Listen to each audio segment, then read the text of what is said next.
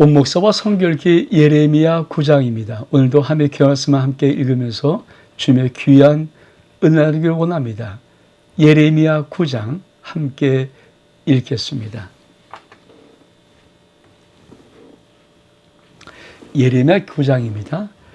어찌하면 내 머리는 물이 되고 내 눈물이 근원이 될고 죽임을 당한 딸 내 백성을 위하여 주야로 울리로다. 내가 광야에서 나그네 머물 곳을 얻는다면 내 백성을 떠나가리니 그러나 간음하는 자요 반역한 자의 무리가 되미로다. 여호와의 말씀이라. 그리 활을 당긴 같이 그들의 혀를 놀려 거짓을 말하고 그들이 이 땅에서 강성하나 진실하지 아니하고 악에서 악으로 진행하며 또 나를 알지 못하느니라. 너희는 각각 이웃을 조심하며 어떤 형제이든지 믿지 말라. 형제마다 완전히 속이며 이웃마다 다니며 비방함이라. 그들은 각기 이웃을 속이며 진실을 말하지 아니하며 그들의 혀로 거짓말하기를 가르치며 악을 행하기에 지치거늘 네가 사는 곳이 속인일 가운데 있도다. 그들은 속이는 일로 말미암아 나를 알기를 싫어하느니라. 여호와의 말씀이니라. 예레미야 9장의 전반부는 사실 1절부터 11절 그리고 9절까지 11절까지가 시 같은 형식입니다. 예레미야가 심판받을 유다 백성이 너무나도 안타까워서 슬퍼하는 고백의 시 같은 내용이 우리가 지금 읽었던 이 내용입니다. 여러분, 자기의 백성, 자기의 나라 사람들이 이제 하나님의 심판을 받고 멸망할 수밖에 없습니다. 얼만큼 그 마음이 답답할까요? 그것을 시 같은 느낌으로, 시 형식으로 기록한 것이 이 전반부의 내용, 다시 한번 보겠습니다. 여러분, 어찌하면 내 머리는 물이 되고 내 눈 눈물이 근원이 됐고 죽임을 당한 딸 내 백성을 위하여 주야로 울리로다. 그렇죠? 여러분, 내 머리는 물이 되고 내 눈 눈물이 근원이 됐고 주야로 우는 거예요. 왜냐하면 죽임을 당한 딸 내 백성을 위하여. 지금 백성이 죽임을 당하게 생겼어요. 그러니 어찌 비통한 마음을 금하지 않을 수 있겠습니까? 그러면서 그는 이렇게 합니다. 내가 광야에서 나그네가 머물 곳을 얻는다면 내 백성을 떠나가리니 그들은 다 간음한 자요 반역한 자의 무리가 되미로다. 여러분, 어디 도망갈 데가 있다면, 그렇죠? 차마 자기 백성이 죽는 꼴을 보지 못하니까 좀 광야 어디지? 도망갈 데가 있다면 도망가서 안 봤으면 좋겠다. 왜? 자기 백성은 간음하는 자고 반역자의 무리이기 때문에 반드시 하나님의 심판받을 수밖에 없는 백성이기 때문에. 또 뭐라고 말합니까? 3절에 보니까 여호와의 말씀이니라. 그들이 활을 당긴 같이 그들이 혀를 눌러 거짓을 말하며 그들이 이 땅에서 강성하나 진실하지 아니하고 악에서 악으로 진행하며 또 나를 알지 못하느니라. 여러분, 그들의 모든 혀가 다 거짓이에요. 그리고 진실하지 못합니다. 악에서 악으로 진행할 뿐이라도 안타까운 것은 하나님을 알지 못합니다. 이게 유다 백성의 현실의 모습이거든요. 예레미야는 더 나가서 이렇게 말합니다. 너는 각기 이웃을 조심하며 어떤 형제든지 믿지 말라. 형제마다 완전히 속이며 이웃마다 다니며 비방하기라. 그들은 각기 이웃을 속이며 진실을 말하지 아니하며 그들의 혀로 거짓말하기를 가르치며 악을 행하기를 지치거늘 네가 사는 곳에 속인 일 가운데 있도다. 그들은 속이는 일로 말미암아 나를 알기를 싫어하니라. 여호와의 말씀이니라.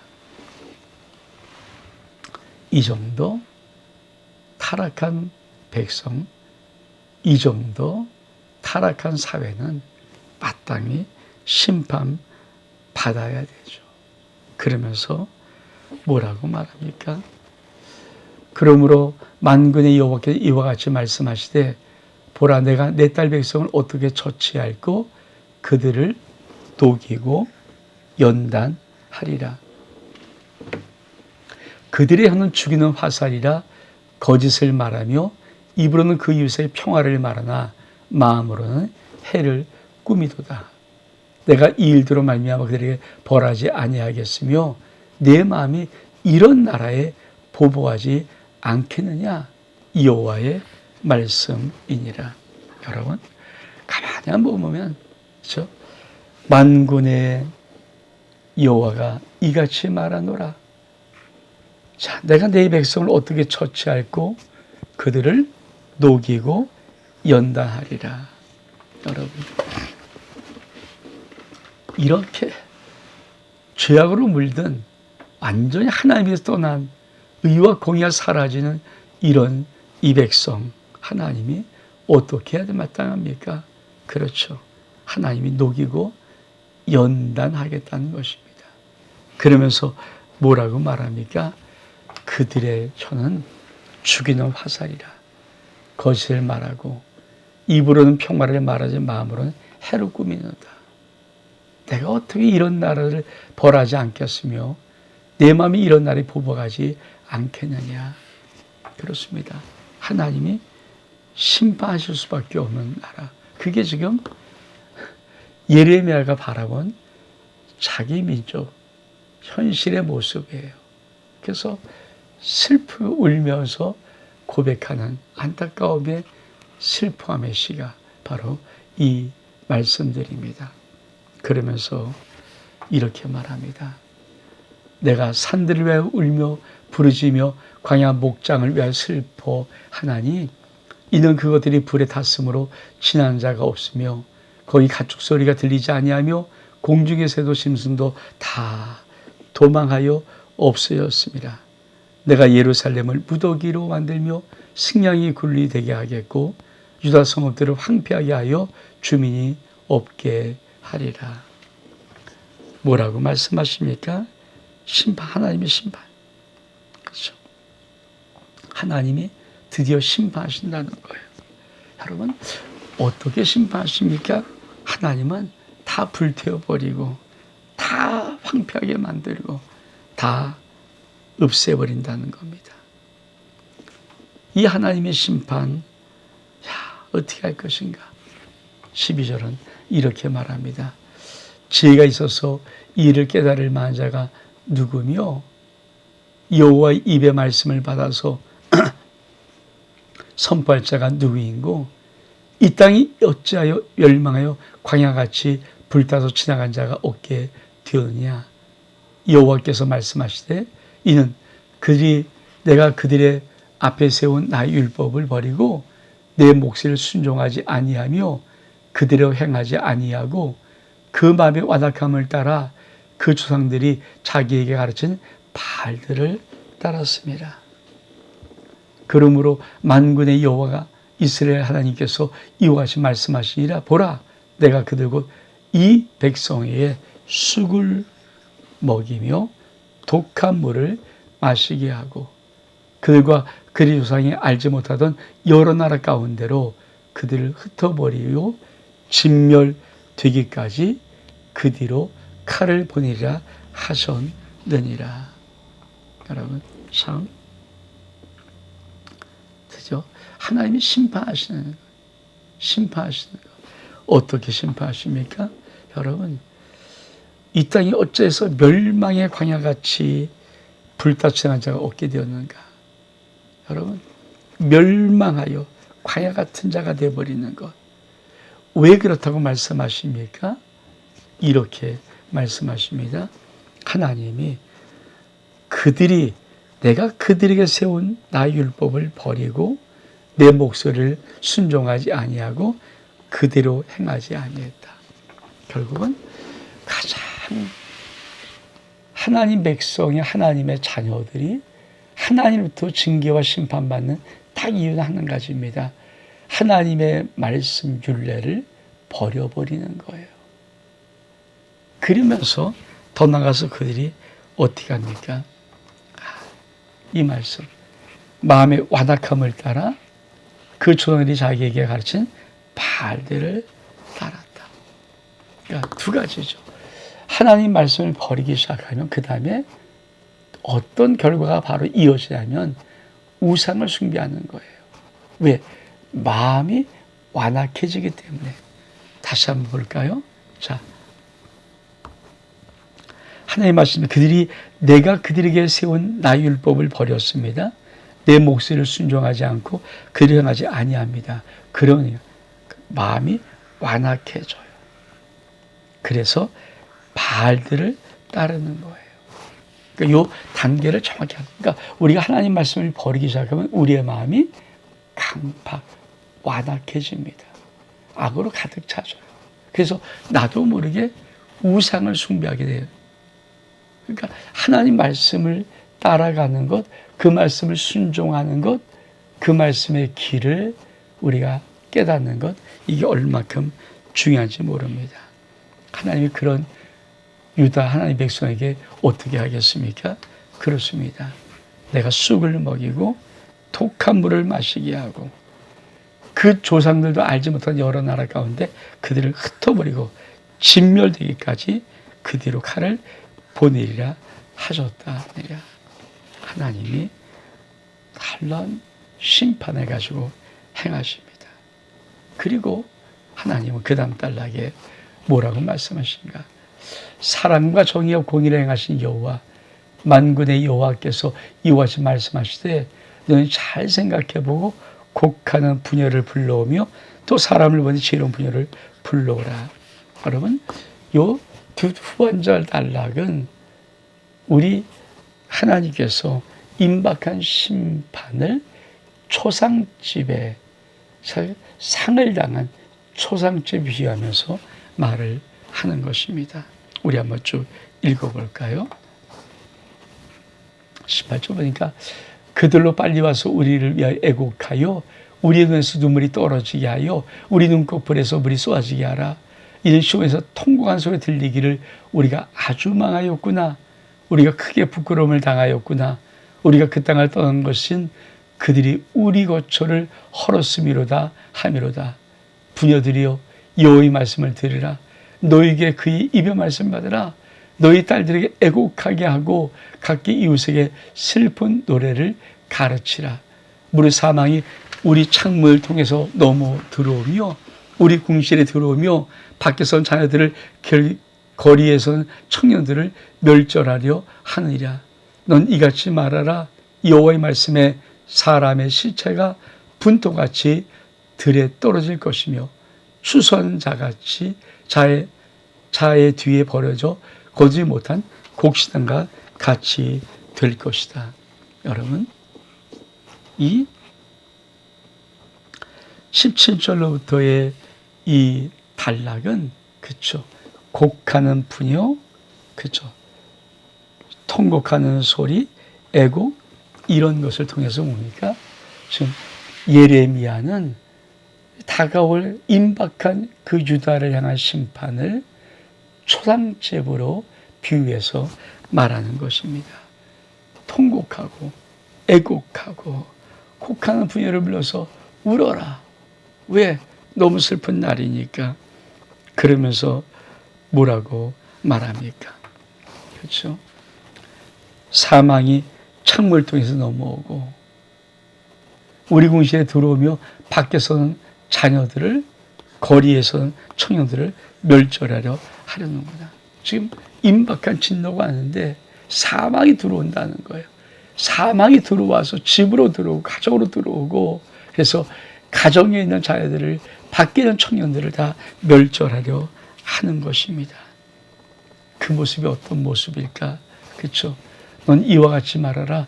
여호와의 말씀에 사람의 시체가 분토같이 들에 떨어질 것이며 추수한 자의 뒤에 버려져 거두지 못한 곡식단같이 되리라.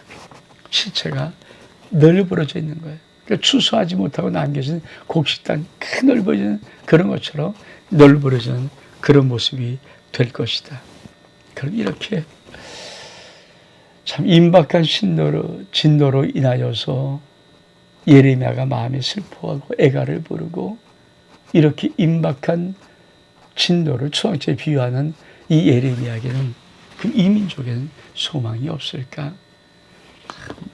항상 예언서에는 하나님의 소망을 눈여겨 봐야 합니다. 그렇죠? 여러분, 여호와께서 이와 같이 말씀하시되 지혜로운 자는 그 지혜를 자랑하지 말라, 용사는 그 용맹 자랑하지 말라, 부자는 그의 부엄을 자랑하지 말라.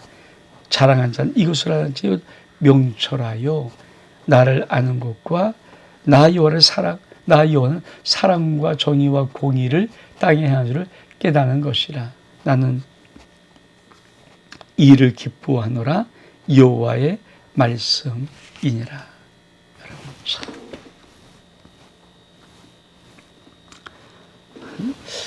정말 하나님의 귀한 말씀 속에 전반부만 들어오고 막 그러면 이렇게 어떻게 할까 하는데, 하나님 거기다 소망의 말씀을 주세요. 뭡니까? 정말 나의 백성이 맞다면 세상 어떤 것 자랑하지 말고 하나님만 자랑하라. 우리 한번 볼까요? 그렇죠. 여호와께서 이와 같이 말씀하시되, 자, 지혜로운 자 지혜 자랑하지 마라. 용사 용맹 자랑하지 마라. 부자 부함 자랑하지 마라. 자랑하는 이웃을 알는 즉 명철하여 나를 아는 것과 나 여호와는 사랑과 정의와 공의를 땅에 행하신 자인지를 깨닫는 것이라. 나는 이 일을 기뻐하느라 여호와의 말씀이라. 여러분, 자랑한 자가 자란 것이 뭡니까? 하나님을 아는 것과, 하나님은 공의로우신 정의로우신 하나님이란 것을 자랑을 하는 거예요. 그렇죠. 여러분, 우리가 이 땅을 살아가면서 믿음의 삶에 참 중요한 것은 세상 자랑하는 것 아니잖아요. 하나님 자랑하는 거이잖아요. 여러분, 이 세상살이에, 이 험악한 세상살이에, 험난 세상살이에 내가 하나님 믿고 살았던 믿음, 이 자랑을 고백할 수 있는 담대한 용기가 있습니까? 저는 하나님 앞에 나올 때 저의 모습은 너무도 초라한 모습이었습니다. 세상에는 병들어서 어디 치가나 솔직히 할 수 있는 데가 없었다는 마음에 단념이 있었던 자고요. 그래서 내 인생을 어떻게 살아갈까, 그렇게 고민하는 자였습니다. 한때는 정말 기고만장했지만 내 몸에 폐결이라는 병을 앓고 내가 그 병의 현장 속에 있음을 보았을 때는 어디 원서 쓸 때 왜 조금이라도 좋은 데 원서 쓰고 싶은 마음이 있는데 쓰면은 학교가 뭡니까? 신체검사. 반드시 신체검사를 내야 되잖아요. 근데 그게 너무도 힘든 거예요. 그러니까 여기저기 회사에 이렇게 내고 싶은 원서를 항상 거기에 신체검사가 마음에 탁탁 걸리는데, 여러분, 신체검사를 안 하는 그런 회사는 좋은 데는 거의 없더라고요. 그러니까 절망되지 않겠습니까? 어떻게 살아갈지. 왜? 폐기란 질병이 내 영혼 속, 내 몸 속에 있는데 내 영혼이 그것을 아는데, 그래서 정말 긴 시간 하나님 앞에 도망쳐 왔어요. 그리고 그 인생을 40년 넘게 한번 하나님 품 안에서만 살아봤습니다. 그리고는 전 솔직히 작은 요목회라면서도 너무 감사해요. 나 같은 그런 자를 하나님은 이렇게 여기까지라도 나를 쓰신다는 하나님의 그 놀라운 사랑에 너무 감사하는 겁니다. 그래서 저는 정말 하나님을 자랑할 수 있어요. 세상 어떤 것보다 왜 하나님 앞에 가장 아무것도 아닌 존재였을 때 하나님 앞에 도망친 자이기 때문에 나는 하나님을 자랑할 수 있습니다. 하나님 앞에 맡겨 내 인생을 온전히 맡겨봤을 때 하나님이 내 마음속에 내 인생 속에 보신 사랑을 내가 알기에 나는 하나님을 자랑합니다. 하나님을 아는 것을 정말 자랑하고 싶습니다. 우리 마지막 읽어볼까요? 여호와의 말씀이니라. 보라, 날이 이르면 할례 받던 자와 할례 받지 못한 자를 내가 다 벌하리니 곧 애국과 유다와 에돔과 암몬 자손과 모압과 및 광야에 살면서 살적을 깎은 자들에게라. 모든 민족은 할례를 받지 못하였고 이스라엘은 마음에 할례를 받지 못하니라 하셨느니라. 그러면서도 소망소에서 한번 예레미야는 경고를 잊지 않습니다.